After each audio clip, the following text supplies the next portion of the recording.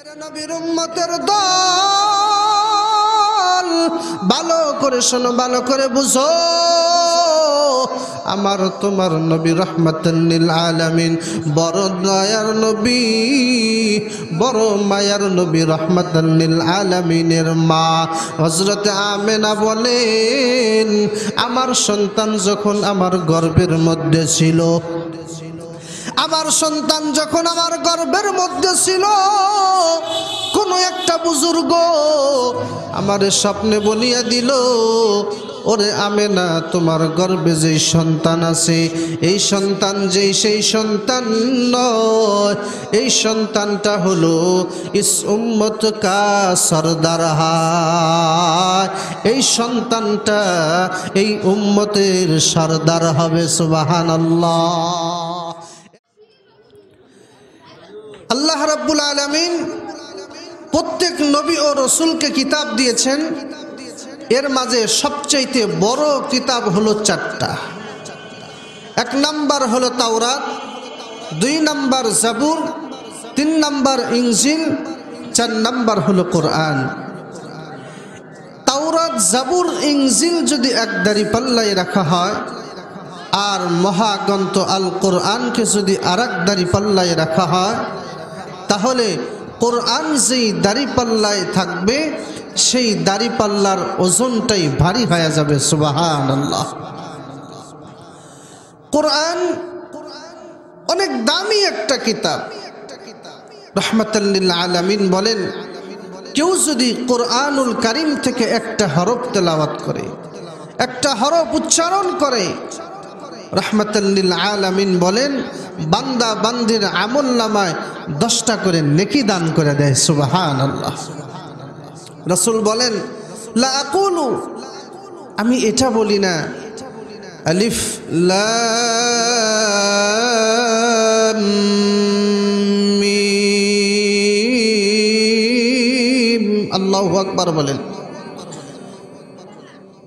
রাসূল বলতেছে, আমি বলি না আলিফ লাম মিম হরফুন, আমি বলতেছি না আলিফ লাম মিম একটা হরফ, বাল আকুলু আলিফুন হরফুন, বরং আলিফ একটা হরফ, ওয়া লামুন হরফুন, লাম আরেকটা হরফ, ওয়া মিমুন হরফুন, মিম আরেকটা হরফ। অতএব যদি কোনো বান্দা, যদি কোনো বান্দি আলিফ লাম মিম উচ্চারণ করে, আল্লাহ পাক বান্দা বান্দির আমলনামায় 30টা নেকি দান করে দেয়। সুবহানাল্লাহ। এজন্য মুসলমান ভাইরা আমার, এটা হলো কোরআনের দাম। এখন আসেন, আমরা যারা কোরআন ভালো করে পড়তে পারি না, সহি শুদ্ধভাবে পড়তে পারি না, তাদের বিষয়ে আবার রসুল কঠোর ভাষা উচ্চারণ করেছেন। কি কঠোর ভাষা? নবী করিম সাল্লাল্লাহু আলাইহি ওয়াসাল্লাম বলেন, রব্বি কারিই ইয়াকরাউল কুরআনা ওয়াল কুরআনু ইয়ালআনুহু। এমন কিছু কারি আছে যারা কোরআনে কারীম তেলাওয়াত করে, অথচ কোরআন তাদেরকে লানত দিতে থাকে। নাউজুবিল্লাহ বলেন। এজন্য কোরআন আমরা যারা পড়তে পারি, হযরত উলামায়ে কেরাম আছেন, ইমাম সাহেব, মুয়াজ্জিন সাহেব আছেন, তাদের কাছে গিয়ে আমার আপনার কোরআনটা সহি শুদ্ধ করে নিতে হবে। আমি ভুল শিখেছি, এটা যদি তেলাওয়াত করতে থাকি, আমার তেলাওয়াত যদি সহি না হয়, কোরআন আমার জন্য কিন্তু লানত দিতে থাকবে, বদদুআ দিতে থাকবে। এজন্য আমাদের কোরআন সহি শুদ্ধ করে পড়ার দরকার আছে কি নাই? আরো জোরে বলেন, আছে কি নাই? প্রথমে বললাম কোরআন কারীমের তেলাওয়াতের ফজিলত।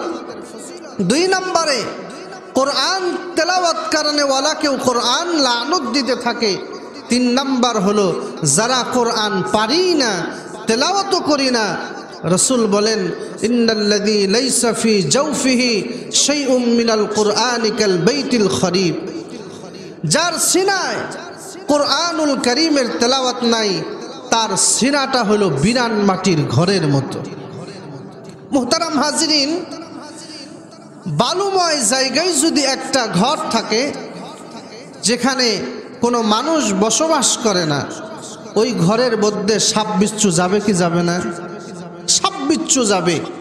তেমনি ভাবে আমার আপনার যদি সিনার মধ্যে কোরআন না থাকে, জবানে কোরআনে কারিমের তেলাওয়াত না থাকে, শয়তান এসে আমাদের দিলে বাসা বাঁধবে।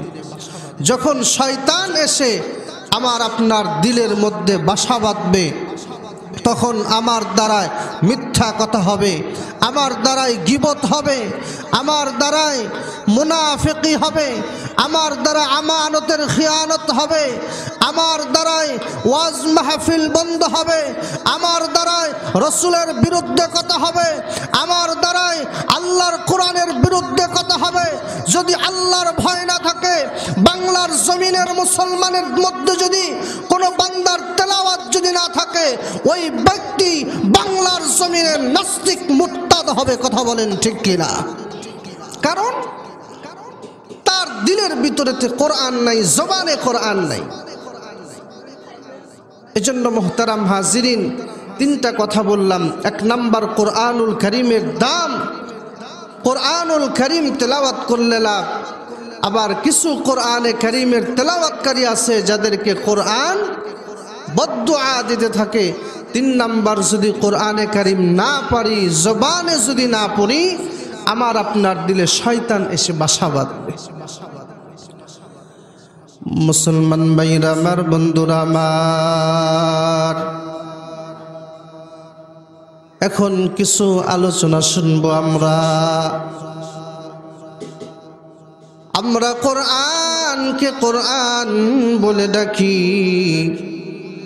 অনেকেই হয়তো প্রশ্ন করে, হুজুর, আমরা যে কোরআনকে কোরআন বলে ডাকি, এই কোরআনের নাম বুঝি আপনারা মৌলবীরাই বুঝি কোরআনের নামটা রেখেছেন? এরে ভাই না, আমরা কোরআনের নাম কোরআন রাখি নাই। এখন প্রশ্ন করতে পারেন, হুজুর, তাহলে কোরআনের নাম কোরআন কে রাখলো? এরে ভাই,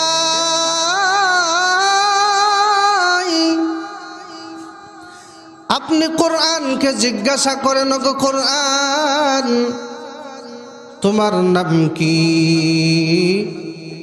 কোরআন জবাব দিয়ে দেয়, বল হুয়া কুরআনুম মাজিদ।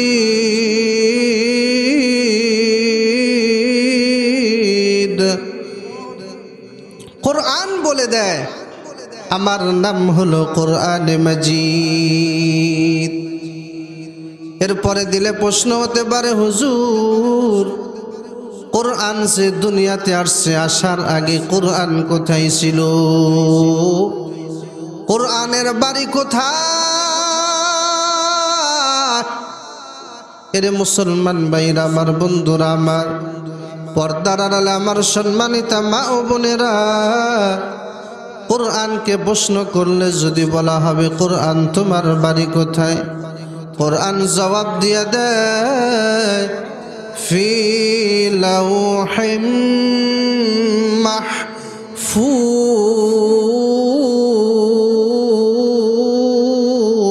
আল্লাহু আকবার বলেন। কোরআনকে যদি প্রশ্ন করা হয়, কোরআন তোমার বাড়ি কোথায়?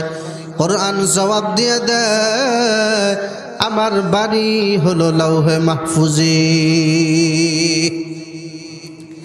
তিন নাম্বার প্রশ্ন আমার আপনার দিলের ভিতরে জাগনা দেয়, হুজুর, হলো কোরআন মাজিদ, কোরআনের বাণী হলো লাউহে মাহফুজে। এই কোরআনটা কার পক্ষ থেকে নাজিল হলো? কোরআনকে যদি প্রশ্ন করা হয়, কোরআন তুমি কার পক্ষ থেকে নাজিল হয়েছো? কোরআন জবাব দিয়ে দেয়, তানজিলুম মির রাব্বিল আলামিন। কোরআন জবাব দিয়ে দেয়, রে ভাই, আমি বিশ্বের প্রতিপালক, একমাত্র আল্লাহ রাব্বুল আলামিনের পক্ষ থেকে নাজিল হয়েছি। এ দুনিয়ার মানুষ, আমাদের বিশ্বের প্রতিপালক কে? আমাদের বিশ্বের প্রতিপালক আল্লাহ। আমাদের রব কে? আমাদের রব হলো আল্লাহ। পবিত্র কুরআনুল কারীম নাজিল হয়েছে আল্লাহ রাব্বুল আলামিনের পক্ষ থেকে। এ দুনিয়ার মানুষ, আল্লাহ রাব্বুল আলামিন পবিত্র কুরআনুল কারীম আমাদের হেদায়েতের জন্য নাজিল করেছেন। মুসলমান ভাইরা আমার, বন্ধুরা আমার, এখানে দুটি তথ্য আমাদের জানতে হবে। সেটা হলো এই, আল্লাহ রাব্বুল আলামিন, আমরা তার গোলামি করি, তার দাসত্ব করি, সেই আল্লাহ সম্পর্কেও আমাদের কিছু জানা দরকার আছে কি নাই?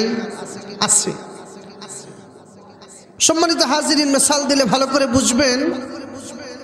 আমি আপনি যদি কোনো বিদেশে যাওয়ার জন্য ইচ্ছা করি, ভ্রমণ করার ইচ্ছা করি, তাহলে সর্বপ্রথম সেই দেশ সম্পর্কে আমি আপনি ধারণা নিব যে দেশটা কেমন, ভালো নাকি খারাপ। আমি আপনি যদি কোনো জেলায় যদি সফর করি, সেই জেলা সম্পর্কে আমার আপনার অবগত থাকতে হবে। আমাদের দেশে বিল্ডিং হয়, রাজপ্রাসাদ হয়। এই রাজপ্রাসাদ যারা তৈরি করে তারা কিন্তু আগে নমুনা নেয়, তাদের মাথার মেমোরির মধ্যে কিন্তু আগে চিন্তা ভাবনা থাকে কিভাবে কাজটা করতে হবে। তেমনি ভাবে এই যে আমাদের বাড়িতে দরজা, জানালা, শোকেস, আনলা, এগুলো যে বানায় কাঠমিস্ত্রিগণ, এই কাঠমিস্ত্রি কিন্তু বানানোর আগে প্রস্তুতি গ্রহণ করেছে, কাজ শিখেছে। কথা বলেন ঠিক কিনা?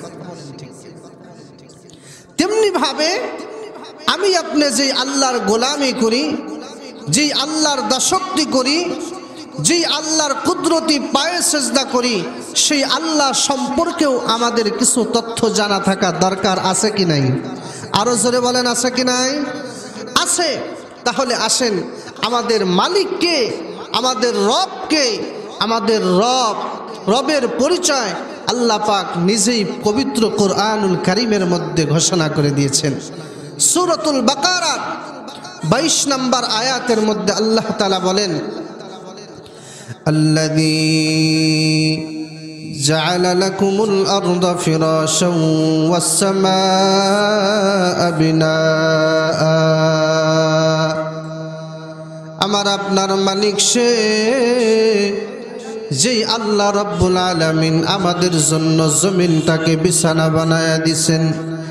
আল্লাহ পাক আসমানটাকে ছাদ বানায়া আল্লাহ পাক আমাদের জন্য দিয়েছেন। ওয়া আনজালা মিনাস সামাই মাআ, আল্লাহ পাক আসমান থেকে পানি বর্ষণ করেন। ফাআখরাজা বিহি মিনাত থামারাতি রিজকাল লাকুম, আল্লাহ পাক জমিন থেকে রিজিক উৎপন্ন করেন। এরে মুসলমান ভাইরা আমার, বন্ধুরা রে আমার, ভালো করে শোনো, যেই আল্লাহ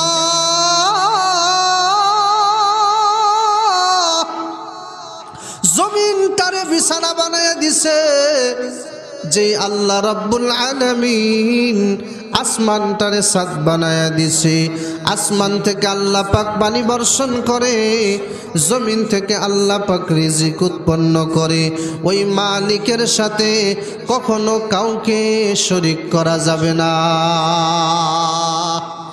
এরে দুনিয়ার মানুষ, আল্লাহ রাব্বুল আলামিন তার পরিচয় সূরাতুল বাকারার আয়াতুল কুরসি নামে আমরা জানি।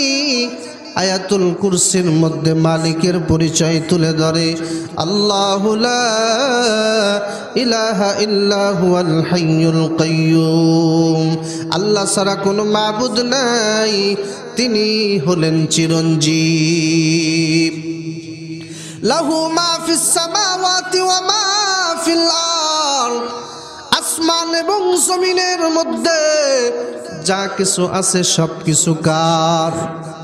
আরো জোরে বলেন, সব কিছু কার? আসমান এবং জমিনের মধ্যে যা কিছু আছে সব কিছু মহান আল্লাহ রাব্বুল আলামিনের। মান দাল্লাযী ইয়াশফাউ ইনদাহু ইল্লা বিইذনিহি। আল্লাহ পাক তার বরত্ব প্রকাশ করে বলেন, মালিক হলো এমন মালিক যার অনুমতি ছাড়া তার কাছে কোনো কেউ শাফাআত করতে পারবে না। ওয়ালা ইউহিতুনা বিশাইইম মিন ইলমিহি ইল্লা বিমা শাআ ওয়াসিআ কুরসিয়্যুহুস সামাওয়াতি ওয়াল আরদ। আসমান এবং জমিনটাকে তার সিংহাসন বেষ্টন করে রেখেছে।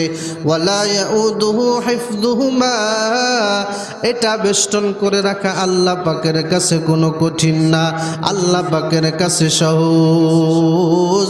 ওয়াহুয়াল আলিয়ুল আযীম।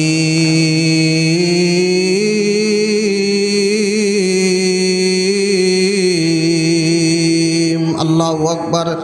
এই কালামে জিন্দা কুরআন হাকিম حکمت او لا يزانست قدیم جمیع العلم فی القرآن حکیم تقاصرعة هو افعال الرجال نمی گویم کہ از دنیا جدا باش بہر کار کا ایک باشی با خدا باش جست دنیا از خدا غافل بودا میں قماشو نغرہ پر زندو جا۔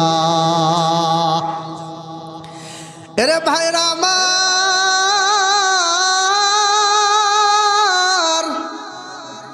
اللہ رب العالمین کے আমার আপনার মালিককে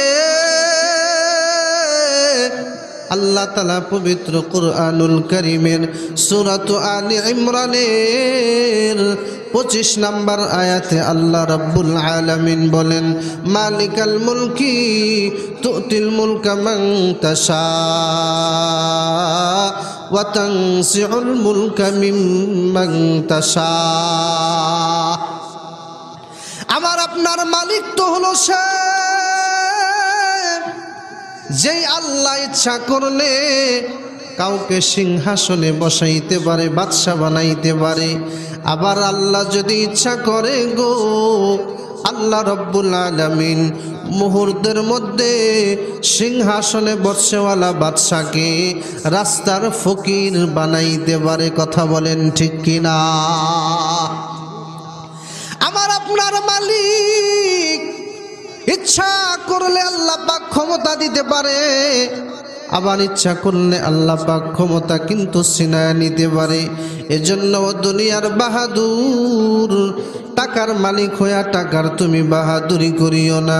ক্ষমতা পাইয়া ক্ষমতার বাহাদুরি তুমি করিও না। টাকা পয়সা তোমার চাইতে কানুনের কিন্তু কম ছিল না, কিন্তু কানুনের অস্তিত্ব নাই।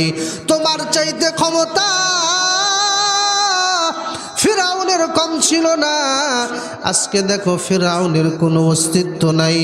আল্লাহ পাক তাকে এমন ঘৃণিত মানুষ হিসাবে আল্লাহ পাক দুনিয়াতে রাখছে, যেই ফেরাউনকে পোকা মাছি কোনো কিছুই তাকে স্পর্শ করে না।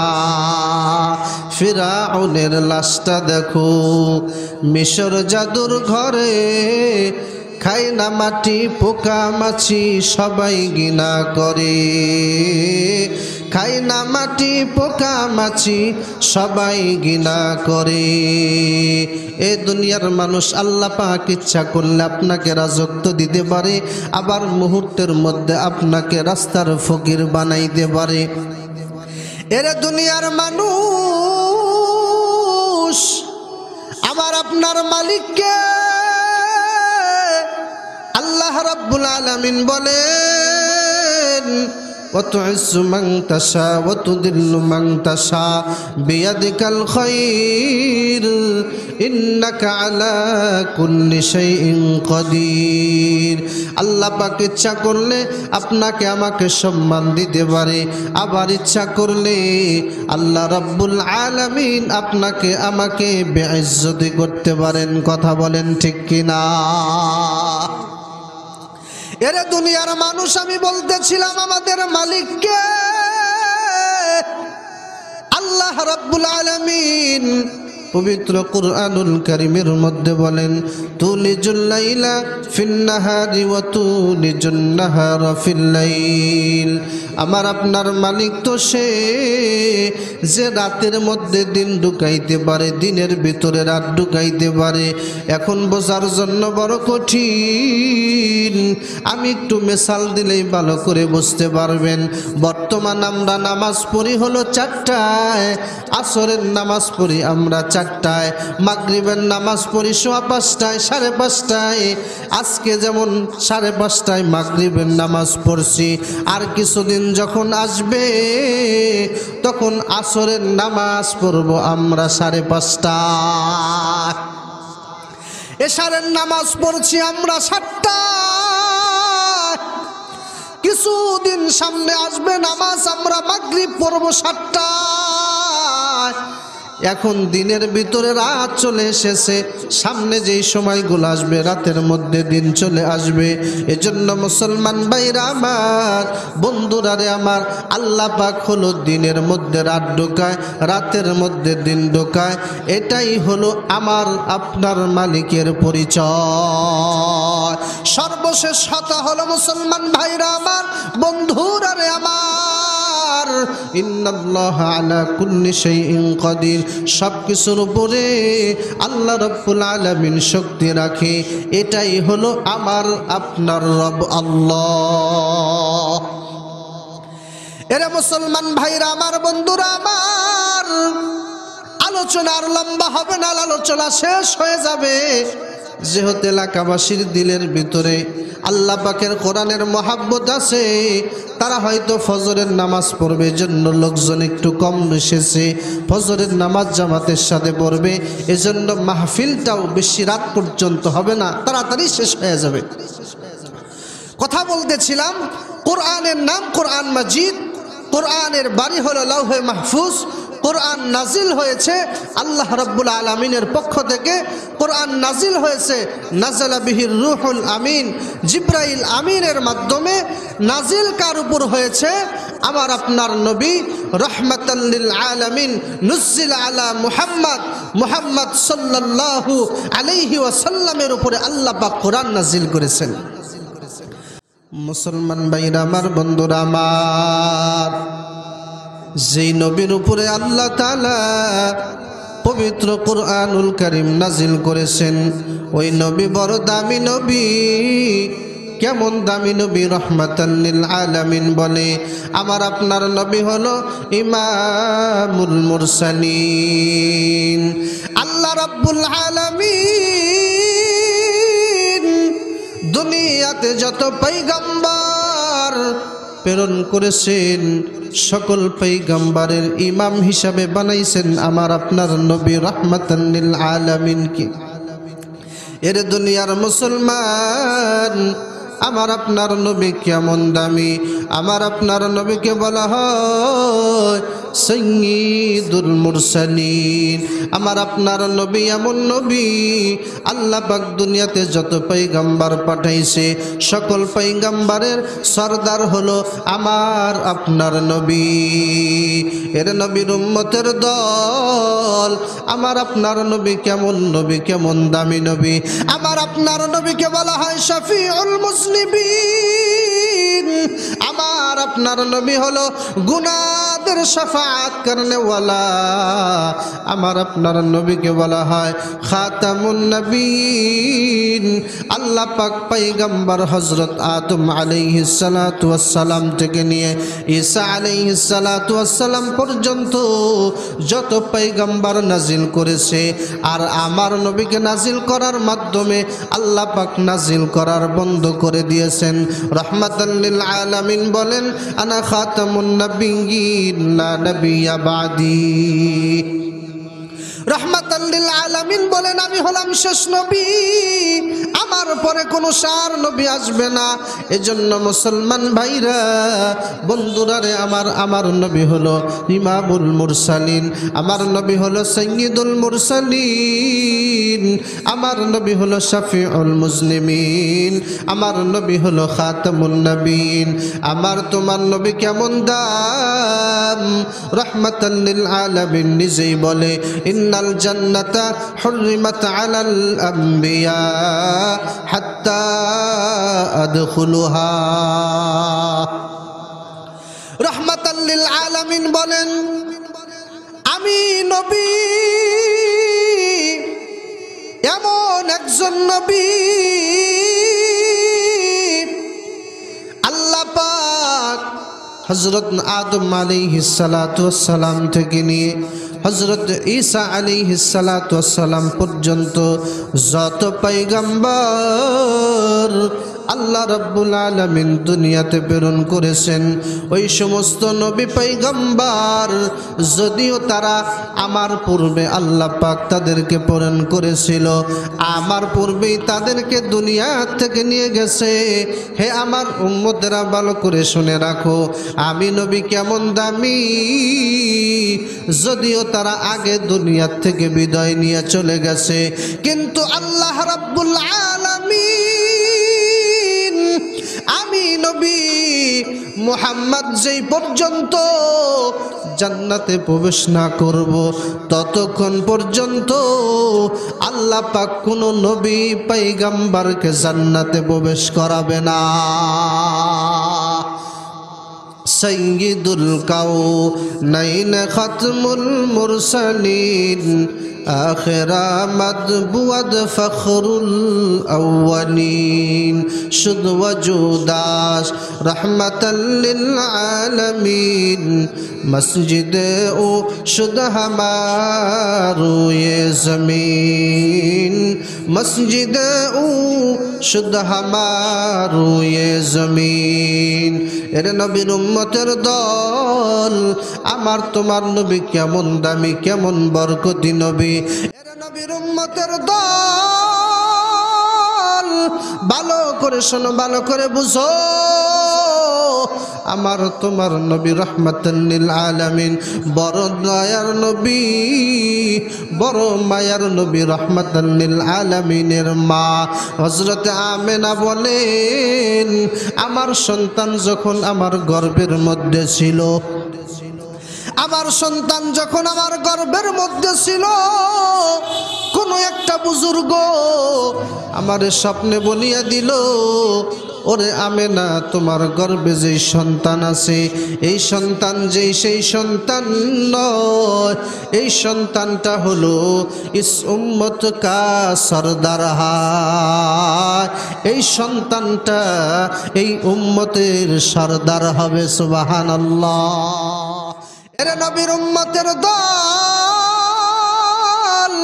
নবীর মা আমেনা বলেন কোন এক বুজুর্গ আমাকে বলতেছে তোমার পেটে যে সন্তান হবে এই সন্তানের নাম তুমি মুহাম্মদ রেখে দিবা, তোমার গর্ভে যে সন্তান আছে এটা একমাত্র আল্লাহ রাব্বুল আলামিনের সুপুর্দে দিয়া দিবা।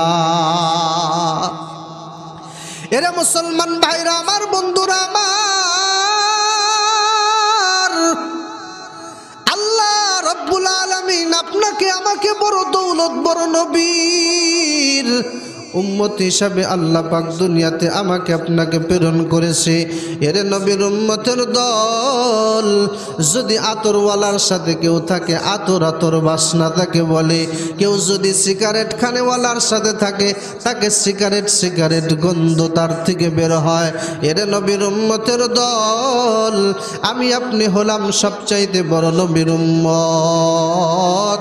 বড় নবীর উম্মত হওয়ার কারণে নবী যেমন দামি, নবীর উম্মতকেও আল্লাহ পাক দামি বানিয়েছে। প্রশ্ন হতে পারে হুজুর এই নবীর উম্মতের দাম কি? এ দুনিয়ার মানুষ ভালো করে শোনো, ভালো করে বুঝো। এই নবীর উম্মতের এত দাম, রাহমাতান লিল আলামিন বলেন ওয়া হুররিমাত আলাল উমাম হাত্তা তাদখুলুহা উম্মতি। রাহমাতান লিল আলামিন বলেন প্রত্যেক নবীর উম্মত ছিল, আমি নবীর উম্মত আছে। প্রত্যেক নবীর উম্মতেরা আগে এসেছিল, আগে দুনিয়ার থেকে বিদায় নিয়ে চলে গেছে, কিন্তু আমি নবীর উম্মতের এত দাম, আমার উম্মত যতক্ষণ পর্যন্ত জান্নাতে না যাবে ততক্ষণ পর্যন্ত অন্য কোনো নবীর উম্মত জান্নাতে যেতে পারবে না। এজন্য মুসলমান ভাইরা আমার, আপনার নবীর দাম